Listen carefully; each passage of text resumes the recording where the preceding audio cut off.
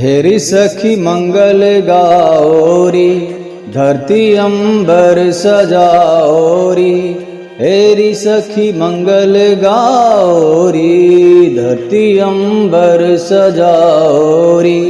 उतरी है आज मेरे श्री जी की सवारी, उतरी है आज मेरे श्री जी की सवारी। हेरी कोई काजल लाओरी, मोहे काला टीका लगाओरी। उनकी सबसे दिखूं मैं तो प्यारी, उनकी सबसे दिखूं मैं तो प्यारी। लक्ष्मी जीवारो नजरे उतारो, आज मोहे पिया घर आए हैं।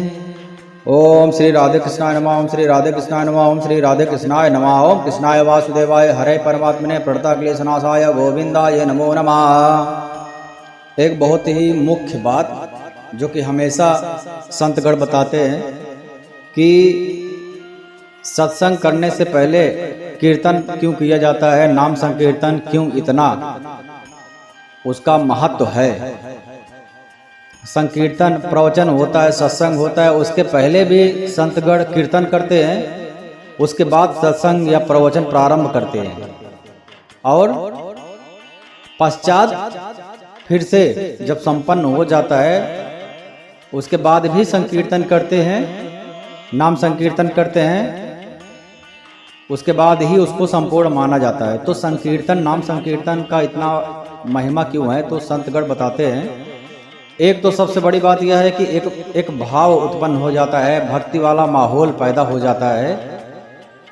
तब उसके बाद यह जो होता है प्रवचन सत्संग होता है, यह एक माहौल बनता है। अब होता है ना कि संतगण 5 मिनट के लिए बोलना प्रारंभ करते हैं और यदि श्रोता अच्छे हैं और माहौल अच्छा बन गया है तो वो कब 1 घंटा हो जाएगा, 2 घंटे हो जाएगा, पता नहीं चलता है। तो यह एक भक्ति वाला माहौल पैदा होना चाहिए। और कहीं पर सत्संग हो रहा है और लोग नहीं सुन रहे हैं, इधर उधर की बातें कर रहे हैं, तो जो 1 घंटे का प्रवचन देना सुनिश्चित किया गया है, हो सकता है 10 मिनट में ही प्रवचन संपन्न हो जाए। तो एक बहुत मुख्य बात यह है कि भक्ति का माहौल बनता है। जैसे पुष्प चढ़ाते हैं, अक्षत चढ़ाते हैं, पूजा करते हैं, तो एक मन में एक भक्ति वाला माहौल पैदा हो जाता है। तो उसके बाद हम सत्संग करते हैं, प्रवचन जो भी है करते हैं, तो श्रोतागण भी उसको, क्योंकि पहले से ही भक्ति का दिमाग में माहौल बन चुका है, तो श्रोतागण भी अच्छे से सुनते हैं। एक तो ये जो योग्य श्रोता है उनकी बात हो रही है, और दूसरा जो बहुत ही मुख्य बात संतगण बताते हैं कि एक तो कलयुग चल रहा है, सतयुग त्रेता द्वापर तो है नहीं। कलयुग में भागवत महापुराण में बताया भी गया है कि कलयुग में जो वक्ता हैं, जो ब्राह्मण हैं, जिनको प्रवचन सुनाना है, वेद पाठी ब्राह्मण, उन लोगों की बुद्धि भी संकीर्ण हो जाएगी। तो उनके दिमाग में जो भाव है, जो भगवान कहना चाहते हैं या फिर वेद का अर्थ पता नहीं चलेगा कि क्या कितना वेद का अर्थ उन लोगों को पता है, कलयुगी ब्राह्मण को। तो बहुत सारी गलतियां निश्चित रूप से होंगी ही, इसमें कोई भी संशय नहीं हो सकता, क्योंकि हरि अनंत, हरि कथा अनंत, भगवान के बारे में कितना भी बोलो वह संपूर्ण नहीं हो सकता। पिबत भागवत रसमालयाम मुहुरव रसिका भो भाव कहा। भागवत महापुराण एक व्यक्ति यदि एक बार सुना है, दूसरी बार यदि वह सुनेगा और या अगर वह उचित श्रोता है, योग्य है, उसको सुनने की लालसा है, यदि उसको सुनना है, ऐसा उन्होंने अपने अंदर मन में संकल्प कर लिया है, जिस प्रकार से धुंधकारी ने किया था। धुंधकारी बांस में बैठ करके भी उसने श्रवण किया, उसके बाद में उसको मुक्ति मिल गई। उसको लेने के लिए पार्षद आए रथ लेकर के, ससम्मान लेकर के गए सबके सामने, सबने देखा भी और जितने श्रोता थे। तो यदि उस प्रकार के श्रोता है तो एक बार भागवत सुन लिया है, दूसरी बार भागवत महापुराण यदि वह सुन रहा है तो पिबत भागवत रसमालयाम, उसको उतना ही आनंद आएगा या फिर उससे ज़्यादा आ सकता है। तीसरी बार सुनेगा तो उससे भी ज़्यादा आएगा, चौथी बार सुनेगा तो उससे भी ज़्यादा आएगा, ऐसे अनंत बार सुनेगा तो अनंत बार उससे ज़्यादा जितना वह कल्पना करेगा उससे ज़्यादा ही उसको आनंद चला जाएगा। क्योंकि भगवान के जन्म लेने का कारण अनंत है। तो हो सकता है दूसरी बार सुना हो तो उसको कुछ और कारण मिलेगा, कुछ और भक्ति का रस मिलेगा, तीसरी बार कुछ और मिलेगा। और एक बात, बरबस ब्रह्म सुख मन त्यागा।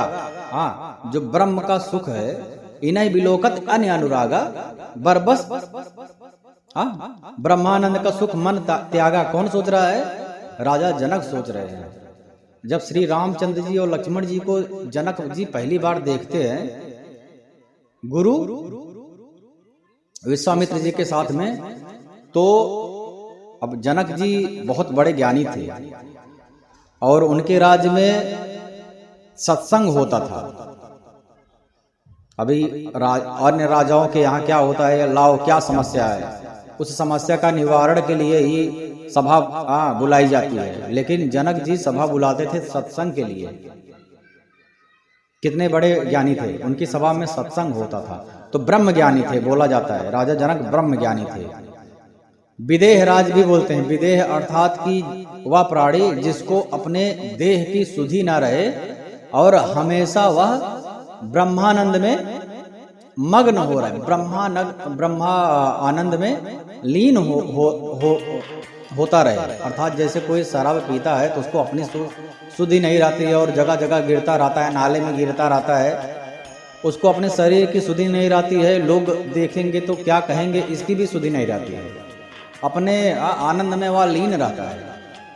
अभी ऐसा संतगण कहते हैं कि वो शराब का जो आनंद है वह उसकी तुलना भी नहीं कर सकते। एक बोध का 60,000वां भाग अगर यदि समझे सूक्ष्म बुद्धि से तो 60,000वां भाग का एक भाग उतना आनंद हो सकता है, जबकि कल्पना नहीं कर सकते हैं। फिर भी अभी हमारे पास मन है तो एक मन जितना कल्पना कर सकता है उसके अनुसार यदि हम उदाहरण के लिए समझे तो एक बोध का 60,000वां भाग कर दे तो वह एक भाग 60,000वां भाग का उतना आनंद होता है दारू पीने में, जो बेवड़े लोग पड़े रहते हैं।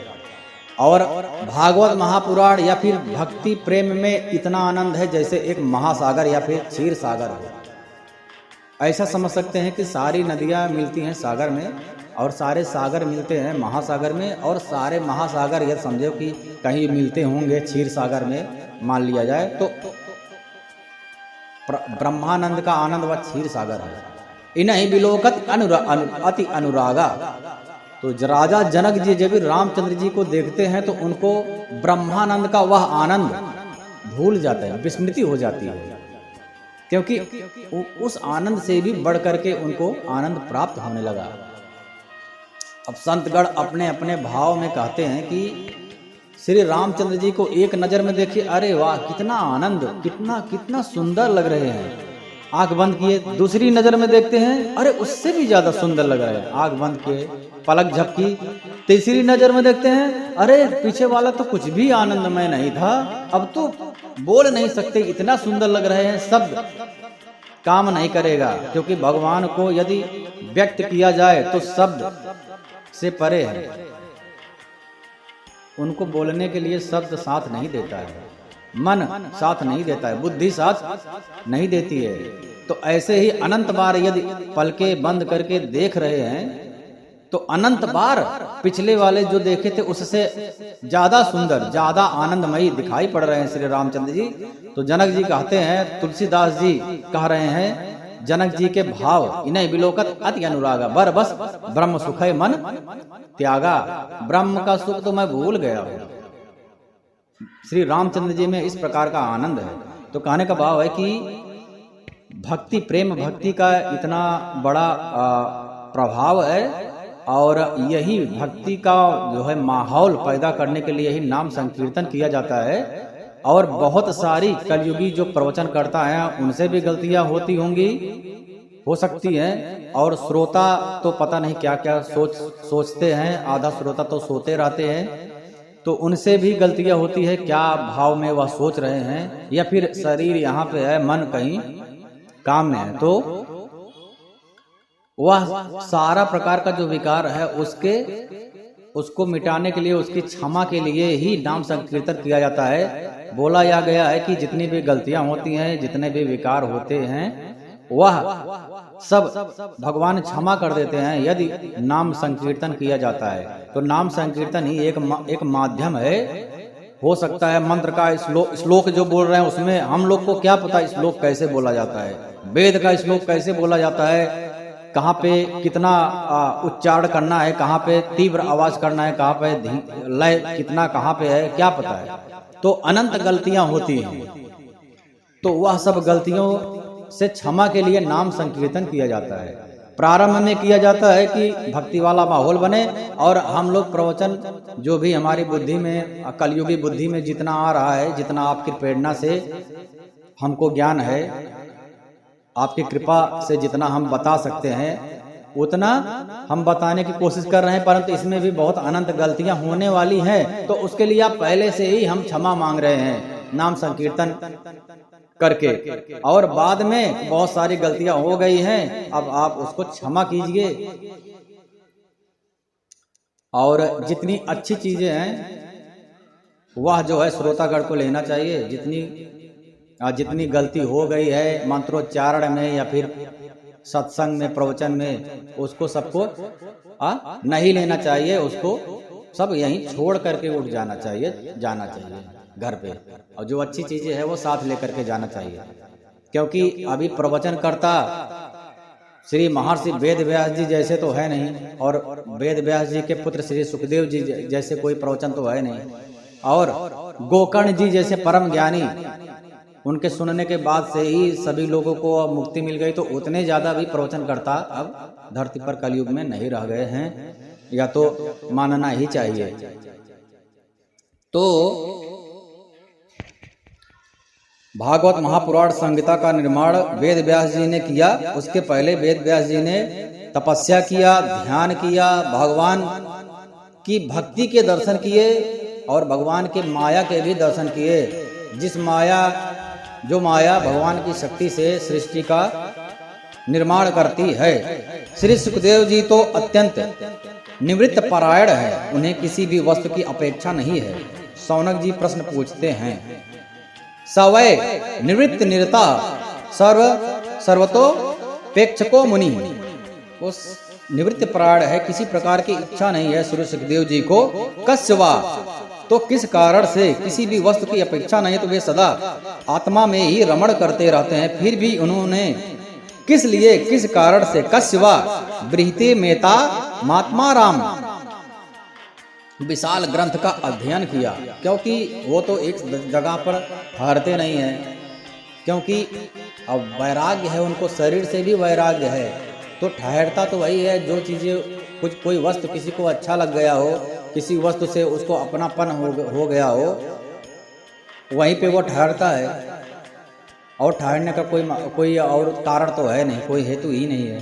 तो श्री सुखदेव जी जो जन्म से ही परम ज्ञानी और बैरागी, शरीर से भी लोभ नहीं, और सारे सजीव निर्जीव वस्तु में ब्रह्म का बोध, ब्रह्म का दर्शन करने वाले, यह प्रमाण है कि जब श्री सुखदेव जी पैदा हुए और जा रहे थे तो मार्ग में स्त्रियां नग्न, जवान स्त्रियां नग्न स्नान कर रही थी। श्री सुखदेव जी उनकी तरफ देखे नहीं, और इतने पवित्र थे कि स्त्रियों ने उनको देख करके यह समझ लिया कि इनके मन में कोई प्रकार का क्षोभ ही नहीं है।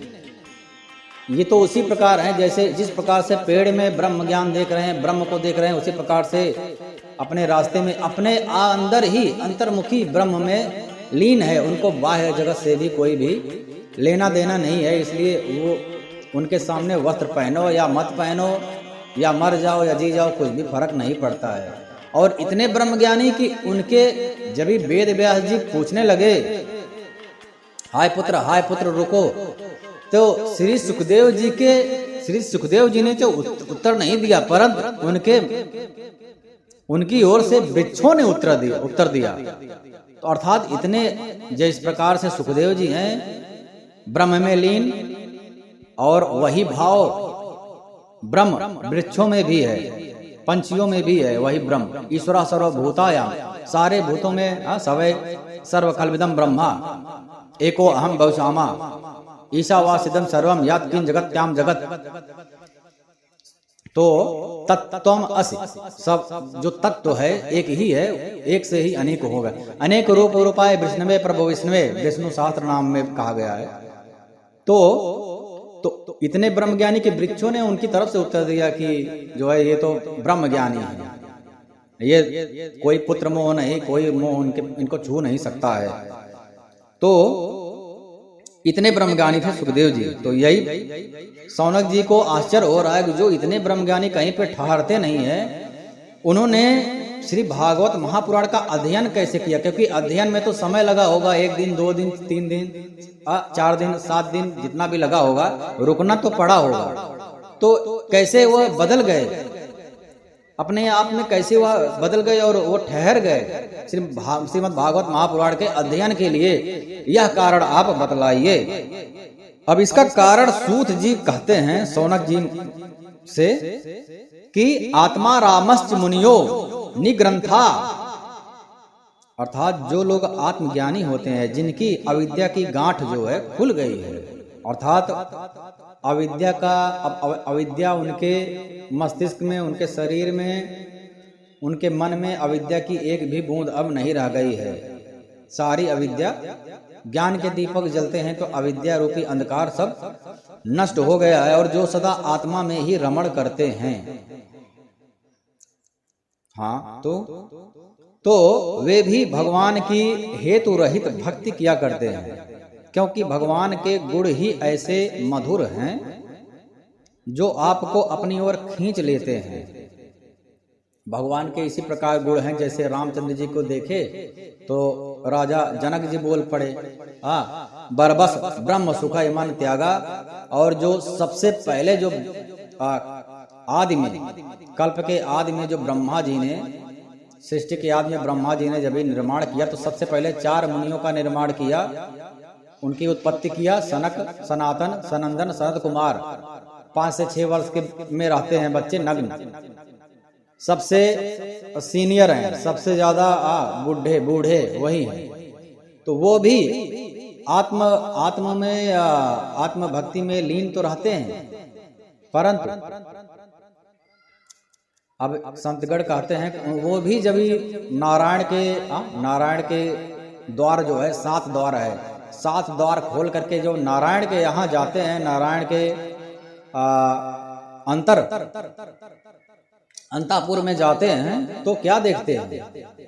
तो वहां पर तुलसी पड़ी हुई है, तुलसी की सुगंध, प्रसाद सुंदर प्रसाद उनके चरणों में अर्पित किया गया है। वह प्रसाद का सुगंध जो है इतना दिव्य है कि उसकी सुगंध से वो चारों ऋषि कुमार भगवान ब्रह्मा से प्रार्थना करते हैं, हे ब्रह्मदेव, ये जो ब्रह्म का ज्ञान है, यह ज्ञान आप अपने पास रखिए और मुझे पाताल लोक भेज सकते हो। जितना भी पाप का जो फल होता है वह आप पाप का फल मुझे दे सकते हो। अर्थात हम पाताल में जाने के लिए भी तैयार हैं और पाप का जो फल होता है वह आप फल भी मुझे दे सकते हो। परंतु ये जो सुगंध आ रहा है श्री हरि नाम, हरि शरणम, हरि नाम का जो भगवान हरि के जो चरणों में जो अर्पित किया गया है, इतना दिव्य सुगंध आ रहा है। यह सुगंध इतना आनंद प्रदान कर रहा है कि उसके सामने ब्रह्मानंद, ब्रह्म ज्ञान का जो आनंद है वह कुछ भी नहीं है। तो मुझे इस ज्ञान की प्राप्ति होना चाहिए, मुझे इस जो है निर्गुण निराकार नहीं, सगुण साकार ब्रह्म आनंद की प्राप्ति होना चाहिए, मुझे यह प्रदान कीजिए और जो ब्रह्म ज्ञान निर्गुण निराकार है उसको आप ले लीजिए। तो कहने का भाव यह है कि प्रारंभ जो है, संतगण कहते हैं कि भगवत प्राप्ति का जो प्रारंभ मार्ग है, प्रारंभिक मार्ग है, सगुण साकार से प्रारंभ करना उचित होता है।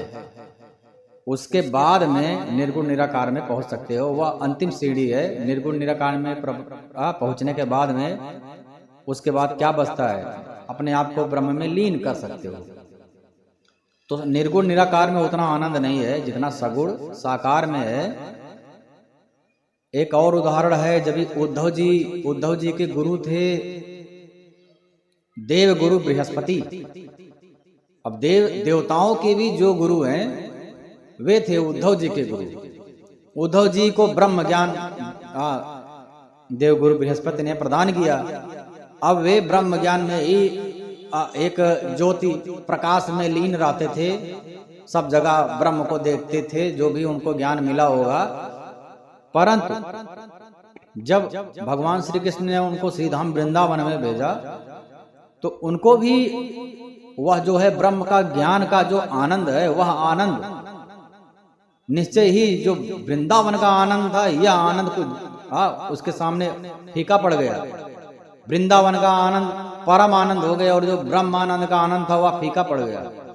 क्या किए फिर, यहां से जब वापस गए हैं भगवान श्री कृष्ण के पास, जब श्रीधाम वृंदावन में आ रहे थे तब वो जो प्रकाश है ब्रह्मानंद का जो भी ध्यान होता होगा उसमें लीन थे और उनको ये भान था, ये पूरा विश्वास था कि मैं सारी गोपिकाओं को ब्रह्म ज्ञान प्रदान कर दूंगा और उनकी आत्माओं को मुक्ति प्रदान करवा दूंगा। जो ये कृष्ण के विरह में रो रही है उनको इस कष्ट से निवृत्ति प्रदान कर दूंगा और ये बहुत पुण्य का काम मैं करूंगा। किसी के कष्ट को छुटकारा देना, निवारण करना बहुत बड़ा पुण्य का कार्य होता है। तो यह उनको पूर्ण विश्वास था उद्धव जी को। परंतु जब समझा लिए गोपिकाओं को और जब वापस जाने लगे तो वो निर्गुण निराकार का जो उनका ध्यान था वह छूट करके यहां से जाने के समय धन्य धन्य राधे तेरे प्रेम को प्रणाम, धन्य धन्य राधे तेरे प्रेम को प्रणाम, प्रेम को प्रणाम, भक्ति को प्रणाम, त्याग को प्रणाम, शक्ति को प्रणाम, धन्य धन्य राधे तेरे धाम को प्रणाम। यहाँ से राधे राधे राधे राधे राधे राधे राधे कहते हुए निकले, अर्थात उनको आनंद मिला होगा तभी तो बदल गए। तो भाव यही है कि भक्ति और सगुण साकार की भक्ति करना ज्यादा श्रेष्ठ होता है, इससे यही पता चलता है। तो अब यहां पर श्री सुखदेव जी भी ब्रह्मानंद में लीन थे, परंतु ब्रह्मानंद में लीन होने वाले भी भगवान के गुण लीला धाम का श्रवण करते हैं, क्योंकि यह आनंद उनको उस ब्रह्मानंद से श्रेष्ठ लगता है। इसीलिए